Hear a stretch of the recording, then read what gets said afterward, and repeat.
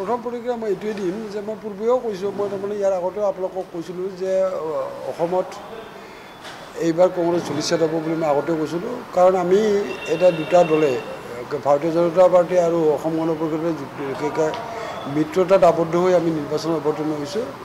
আৰু আমি জানো যে অসমত বৰ্তমান এই দুইটা ৰাজনৈতিক দলৰ যিটো শক্তি, এই শক্তিক ওপৰাব পৰা শক্তি কোনো ৰাজনৈতিক দল এতিয়া আজিৰ দিনটোত অসমত নাই।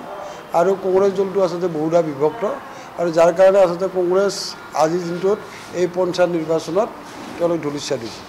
আমি বঙাইগাঁও দেখিছোঁ, বঙাইগাঁও জিলাখনত দেখিছোঁ আঞ্চলিক পঞ্চায়তত মাত্ৰ 6টা তেখেতসকলে জিকিছে আৰু যোগী ঘোপাত এখন আসন তেখেতসকলে পাইছে।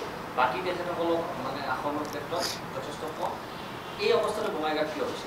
নাই চাওক, বঙাইগাঁৱত এই অৱস্থাটো কি হৈছে এইটো বস্তু আচলতে তেওঁলোকে বেছি ভালকৈ জানিব। কিন্তু মই জানো, মই যিটো অনুভৱ আছে, কংগ্ৰেছ দল বঙাইগাঁৱত কংগ্ৰেছ দলটো তাৰমানে তেওঁলোক পেৰাচাইট হৈছে।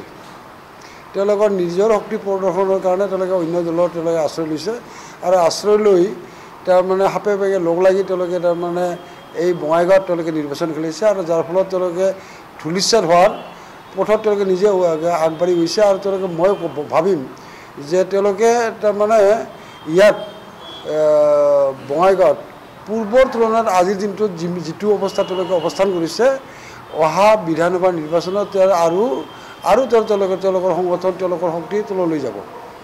কংগ্ৰেছৰ বিশেষকৈ টিকট কেন্দ্ৰিক সংঘাত নিৰ্বাচনৰ পূৰ্বে উত্থাপন হৈছিলে। যিসকল প্ৰাৰ্থীয়ে টিকট নাপালে কংগ্ৰেছৰ, তেওঁলোক নিৰ্দলীয় খেলি 3খনকৈ আসন লাভ কৰিলে, বিশেষকৈ জিলা পৰিষদৰ। সেইসকল প্ৰাৰ্থী যদি ভৱিষ্যতে অসমতে হওক বা বিৰোধত আহিব খোজে আসন না, আমি ডেফিনেটলি আদৰি ল'ম। কাৰণ তেওঁলোকে কংগ্ৰেছৰ প্ৰতি বিতৃষ্ট হৈছে, কংগ্ৰেছৰ তৃতীয় আদৰ্শ প্ৰতি তেওঁলোকে বিতৃষ্ট হৈছে।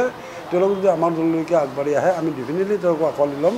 আৰু এই কথাটো মই আপোনালোকক এই কথাটোও ক'ব বিচাৰিছোঁ যে তেওঁলোকে আজি যদি কংগ্ৰেছৰ সদস্যসকলৰ যদি খবৰ কংগ্ৰেছৰ মাজত যদি আপোনালোকে খবৰ লয়, এটা কথা আপোনালোকে অনুভৱ কৰিব যে তেওঁলোকৰ প্ৰাৰ্থিত্ব প্ৰদানৰ ক্ষেত্ৰতো তেওঁলোকৰ তাৰমানে মই শুনিছোঁ, মোৰ কথাটো নহয়, তেওঁলোকৰ নিজৰে মানুহে কৈ আছে যে তেওঁলোকৰ তাৰমানে অলপ লেনদেন হৈছে। গতিকে লেনদেন হোৱাৰ কাৰণে তেওঁলোকে তাৰমানে কি কয় টকা দিব পৰা নাই বা লেনদেন কৰিব নোৱাৰা প্ৰাৰ্থীসকলে তেওঁলোকে প্ৰাৰ্থিত্ব পোৱা নাই, আৰু যাৰ ফলত তেওঁলোকে নিৰ্দলীয় হিচাপে তেওঁলোকে নিৰ্বাচনত অৱতীৰ্ণ হৈছে। আৰু তেওঁলোকৰ আচলতে জনমানসত তেওঁলোকৰ বা জনসাধাৰণৰ মাজত তেওঁলোকৰ পপুলাৰিটি আছে, গ্ৰহণযোগ্যতা আছে, আৰু গ্ৰহণযোগ্যতা থকাৰ কাৰণে সেইসকল প্ৰাৰ্থীয়ে তাৰমানে এই নিৰ্বাচন খেলি তেওঁলোকে জয়ী হ'বলৈ সক্ষম হৈছে।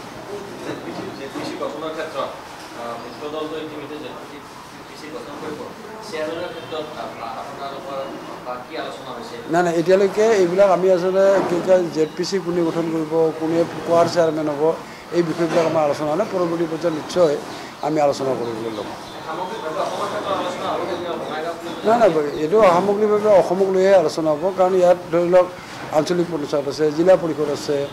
এতিয়া ধৰি লওক মই যদি কওঁ যে বজালি জিলা পৰিষদৰ লগতো 5খন আসন আছে। বজালি জিলা পৰিষদৰ 2খন অসম গণ পৰিষদ, 2খন ভাৰতীয় জনতা পাৰ্টি, 1জন নিৰ্দলীয়। গতিকে তাত মানে গঠন কৰিবলৈ হ'লে 3জন লাগিব। গতিকে আমি ভাৰতীয় জনতা পাৰ্টি অসম গণৰ 2জন 4জন আছে সমান ক্ষমতা। গতিকে কোনটো দলৰ চেয়াৰমেন হ'ব, কোনটো দলৰ ভাইচ চেয়াৰমেন হ'ব, এইটো নিশ্চয় এটা আলোচনাৰ মাধ্যমেৰে ঠিক হ'ব। আৰু এইটো মই ভাবোঁ যে কেন্দ্ৰীয়ভাৱে আলোচনা কৰি এই বিষয়টো নিষ্পত্তি হ'ব।